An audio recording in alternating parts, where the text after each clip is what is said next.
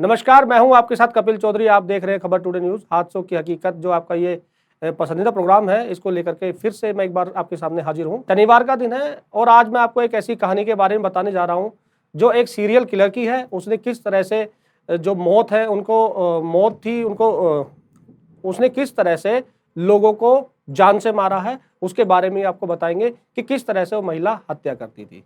क्योंकि कम समय में ज़्यादा पाने के लिए, ज़्यादा गेन करने के लिए लोग कहाँ तक पहुँच जाते हैं, कहाँ तक उनकी सोच चली जाती है, इसके बारे में भी आपको बताएंगे। वो मामूली सी महिला मंदिर में जाकर मर्डर करती थी। उसने वास्तव में कितने कत्ल किए खुद उसे याद नहीं होगा। पुलिस आज भी उन लाशों को ढूंढ रही है जिन्हें उसने अपना शिकार बनाया था। वो ऐसी सीरियल किलर थी जो पहले कत्ल के बाद 7 सालों तक खामोश बैठी रही, और ऐसी बहरूपिया जिसने अपना हुलिया बदलने में महारत हासिल थी। ये फिल्म सी लगने वाली कहानी है लेकिन सच्ची है। कर्नाटक की उस मामूली सी दिखने वाली महिला की जिसने लालच और सपनों ने उसको मामूली नहीं रहने दिया, बल्कि हिंदुस्तान के इतिहास की ऐसी पहली महिला सीरियल किलर बना दिया जिसके लिए अदालत फांसी के फंदे से कम फैसले पर राजी नहीं हुई। खतरनाक कातिल की शुरुआत कहानी। असल में इसकी पूरी सच्चाई क्या है वो हम आपको बताने जा रहे हैं। यह दास्तां है हिंदुस्तान की पहली सीरियल किलर डी कंपम्बा की, जिसने अदालत के दस्तावेजों में साइनाइड मलिका के नाम से भी जाना जाता है, या इस नाम से भी उसको यहाँ पर पहचान मिली है। सवाल उठता है कि आखिर अदालत को ऐसे कौन से सबूत मिले जिसकी रोशनी में अदालत को कहना पड़ा कि उससे ज़्यादा खतरनाक कोल्ड ब्लडर मर्डर हिंदुस्तान के इतिहास में कभी किसी ने नहीं देखा होगा, ना किसी ने सुना होगा। कंपम्मा के गुनाहों के किस्से तक पहुंचने से पहले उसकी शुरुआती जिंदगी के बारे में झांकना बेहद जरूरी है। केडी कंपम्मा की पैदाइश 1970 में कर्नाटक के कगलीपुर गांव में रहने वाले एक बेहद मामूली से परिवार में हुई थी। छोटी छोटी जरूरतें भी इस परिवार के लिए काफ़ी जद्दोजहद का सबब बन जाया करती थी। ऐसे हालातों में पलकर कंपम्मा बड़ी हो रही थी, लेकिन छोटी सी उम्र में ही कंपम्मा ने अपनी बड़ी आंखों में बड़े बड़े सपने देखे थे, और उन सपनों को पूरा करने के लिए वो किसी भी हद तक जाने को तैयार थी। वो अक्सर अपनी सहेलियों से अपनी हसरतों की कहानियों को बताया करती थी, साझा किया करती थी। यहाँ तक कि वो ये कहने में भी गुरेज नहीं करती थी अगर उसे गलत रास्तों से गुजरकर अपनी मंजिल तक पहुँचना पड़े तो वो भी इसके लिए करने को तैयार है। यानी जो उसकी ख्वाहिशें थी उनको पूरा करने के लिए वो किसी भी हद तक जाने के लिए तैयार थी। फिल्मों की शौकीन थी कंपम्मा। कंपम्मा ने अपने लिए किसी फिल्मी हीरोइन जैसी जिंदगी के सपने देखने शुरू किए थे, लेकिन अपने गांव में इन सपनों तक पहुंचने का उसे कोई रास्ता दिखाई नहीं दिया था, क्योंकि उसके घर के आसपास जो लोग रहते थे वो भी बेहद मामूली थे, गरीब दर्जे के लोग थे। तो इसलिए कहीं ना कहीं उसके जो सपने थे उनको उड़ने में थोड़ा समय लगा, या उसको ऐसा लग रहा था कि वो इस तरह से यहाँ के माहौल से बाहर निकल के ही कुछ कर सकती है। कंपम्मा के घर वालों ने कम उम्र में उसकी शादी एक दर्जी के साथ कर दी थी। जल्द ही वो एक बच्चे की माँ भी बन गई थी। उसके बाद उनको 2 और संतानें हुई, 2 बच्चे और पैदा हुए, जिसके बच्चों की परवरिश करते हुए उसके दिन गुजरने लगे। लेकिन वो अपनी ज़िंदगी से कभी खुश नहीं रहती थी, क्योंकि उसके सपने बड़े थे और उन सपनों की जो चकाचौंध थी वो उसकी आंखों में साफ देखी जा सकती थी। उसने ज़िंदगी में कुछ और ही तय कर रखा था, क्योंकि जिस तरह से उसके सपने थे या जिस तरह से वो जीना चाहती थी वो अलग ही उसका एक ख्वाब था, और जल्द से जल्द अमीर बनने की जैसी ज़िंदगी चाहती थी। अपनी और परिवार की ज़रूरतों को पूरा करने के लिए उसने अपनी बस्ती से दूर एक शहरी इलाके में एक रईस परिवार में घरेलू नौकरानी का काम स्टार्ट कर दिया था, कि जिस तरह से आया का काम होता है या घर में खाना बनाने वाली है मेड, इस तरह का जो काम है उसने स्टार्ट कर दिया था। उस घर में पहुंचकर उसके सपनों को और एक नई हवा लग गई थी, क्योंकि जिस तरह से वहाँ का पूरा माहौल या वहाँ पर पैसे की जो चकाचौंध थी या गाड़ियों का या और भी तरह की जो ज़िंदगी थी अमीर लोग जीते हैं, तो उसकी चकाचौंध कहीं ना कहीं उसकी आंखों में खटकती थी और उसको यहाँ से हवा लग चुकी थी, क्योंकि जो उसके सपने थे उसको लग रहा था कि कहीं ना कहीं वो इससे आगे अब अपनी ज़िंदगी में वो सपने पूरे करने के करीब है। जिनके घर में वो नौकरानी के तौर पर काम कर रही थी वहाँ उसे पैसों की गंगा बहती हुई दिखाई दी। उस घर के लोगों का रहन सहन, उनकी शान और शौकत उसे बेचैन कर दिया था। एक तरह से उसे पूरी तरह से बेचैन कर दिया था कि इस तरह का जो माहौल है, रहन सहन है, वो भी अपने लिए चाहती थी। लिहाजा वो रातों रात अमीर बनने के सपने देखने लगी। इसी चक्कर में उसने घरों के कीमती सामान पर हाथ साफ करना स्टार्ट कर दिया, क्योंकि आया थी, काम करती थी, मेड थी, वहाँ साफ सफाई करती थी। जो उसके सामने कोई अगर महंगा कोई कीमती सामान आ जाए तो उसको वो चोरी कर लिया करती थी वहाँ से, जहां तक उसकी गरीबी और तंगहाली पर तरस खाकर लोगों ने उसे काम पर रखा था, रातों रात अमीर बनने के ख्वाब, अमीर घरों में काम करते हुए उसे जल्द पैसा कमाने की एक तरकीब सूझी, तब उसने अपनी बस्ती में चिट फंड कंपनी की स्थापना की। चिट फंड कंपनी एक इस तरह से बनाई कि लोगों को मोटी रकम का झांसा देके छोटी छोटी रकम जमा करवाई जाती थी। बड़े सपने लोगों को बेचने शुरू किए उसने बहुत जल्द अच्छी खासी रकम भी इकट्ठी कर ली थी। तभी उसकी चिट फंड कंपनी जो थी वो दिवालिया हो गई और उसे जबरदस्त नुकसान हुआ। उसकी सारी जमा पूंजी खत्म हो गई। अब बात 1998 की है, जब कंपम्मा का अपने पति से झगड़ा होने लगा और पति ने उसे अपने घर से बाहर निकाल दिया, क्योंकि जिस तरह से उसका रहन सहन था या जिस तरह से वो बातें करती थी। चिट फंड कंपनी में की स्थापना भी उसने की थी, चिट फंड कंपनी खोली थी आसपास में, और लोगों का पैसा हथियाने के लिए इस तरह की जो तमाम चीजें थी उसके पति को साफ दिखाई दे रही थी, जिसकी वजह से पति के साथ में झगड़ा हुआ और पति ने उसे घर से बाहर निकाल दिया। हाथ में कोई काम नहीं था, चिट फंड कंपनी बंद हो चुकी थी और पति ने भी घर से बाहर निकाल दिया था। लिहाजा कंपम्मा ने अब लोगों को झांसा देकर लोगों से पैसा ऐंठने का रास्ता अपनाया, क्योंकि चिट फंड कंपनी के लिए काम करते हुए लोगों को सपने दिखाने का हुनर उसे हासिल हो चुका था।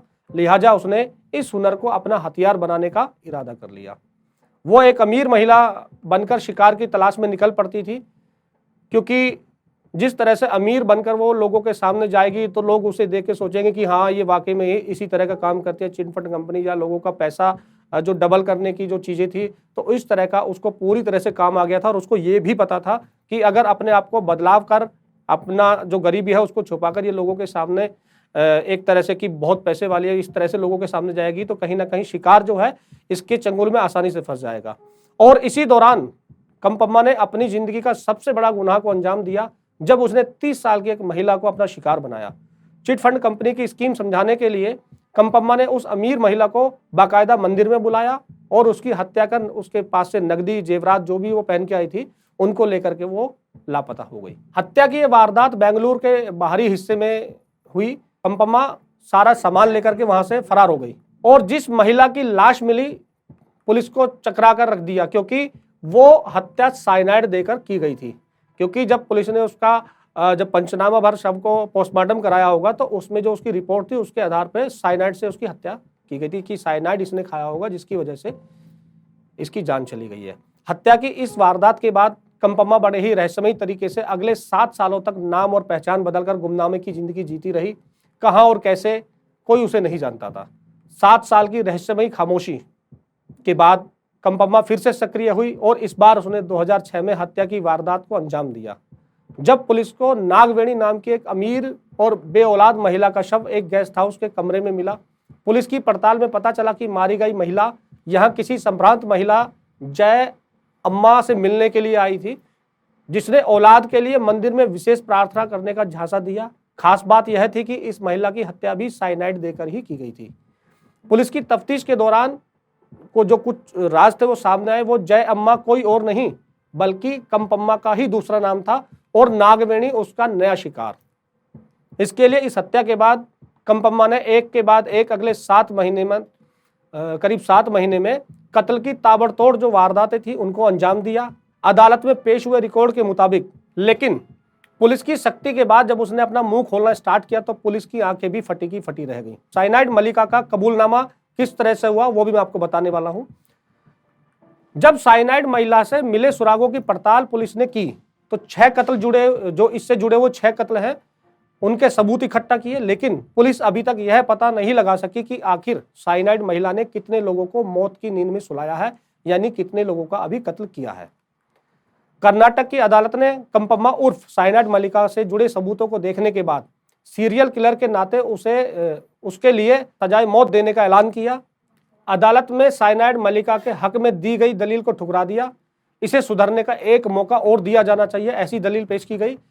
लेकिन अदालत ने अपने फैसले में लिखा था कि ऐसे गुनाहगार को समाज में खुला छोड़ना समाज के साथ घातक विश्वासघात होगा।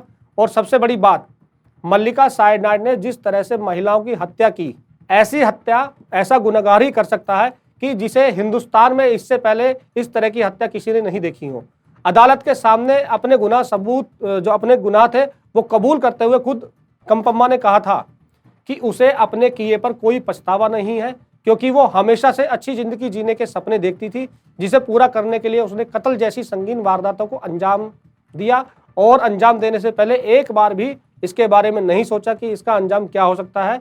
इसी सीरियल किलर पर कई बार मूवी भी बनाई गई है। भारत की सबसे खतरनाक सीरियल किलर कंपम्मा उर्फ सायनाइड मलिका का पूरा सच जब अदालत से निकलकर अखबारों की सुर्खियां बना तो जिसने भी वह पढ़ा तो वो चौंक गया। मगर अच्छी और मसालेदार कहानियों की तलाश में भटक रहे फिल्म निर्माताओं की तो मानो जैसे लॉटरी निकल पड़ी हो। अपने जीवन में फिल्मी अदाकारों जैसा जीवन जीने का सपना देखने वाली कंपम्मा उर्फ सायनाइड मलिका कभी फिल्मों की हीरोइन तो नहीं बन पाई, लेकिन उसके गुनाहों पर दक्षिण भारत में कई भाषाओं में फिल्में बनी और खूब आगे बढ़ी। इस पर कन्नड़ में सायनाइड मलिका 2021 नाम से भी एक फिल्म बनी थी, यह भी काफ़ी चर्चा में रही। तो ये पूरी कहानी कैसी लगी आपको? क्योंकि जिस तरह से इस महिला ने लगातार कत्ल की वारदातों को अंजाम दिया, अपनी ज़िंदगी को खुशनुमा बनाने के लिए या अपने जीवन को अच्छे ढंग से जीने के लिए इसने जिस तरह से महिलाओं का कत्ल किया, उनको लूटा, तो इस तरह से पूरी की पूरी इसने वारदातों को अंजाम दिया है। तो कहीं ना कहीं उसके दिमाग में कोई गलत रास्ता इख्तियार करने का जब कोई ना कोई ख्याल आया था उसके मन में, अगर वो अपना किसी दोस्त से या किसी हमदर्द से अगर उसके बारे में जिक्र कर सकती थी तो कहीं ना कहीं वो उसको रोक भी सकता था और वहाँ पर उसको समझाया भी जा सकता था।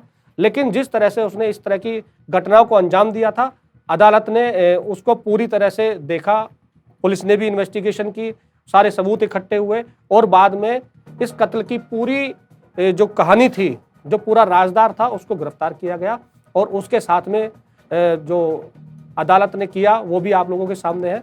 तो आज की ये कहानी कैसी लगी आपको कमेंट बॉक्स में ज़रूर बताइए। अगर ये कहानी आपको अच्छी लगी हो चैनल को सब्सक्राइब कीजिए, क्योंकि सब्सक्राइब करने में कोई पैसे तो खर्च होते नहीं है। अगर आपको कहानी अच्छी लगी तो सब्सक्राइब भी कर सकते हैं, और यदि इसमें कोई खामी या कोई त्रुटि या कोई और कहानी आप सुनना चाहते हैं तो वो भी हमारे कमेंट बॉक्स में आप लिख सकते हैं। हमारी टीम आपसे संपर्क कर सकती है। नमस्कार।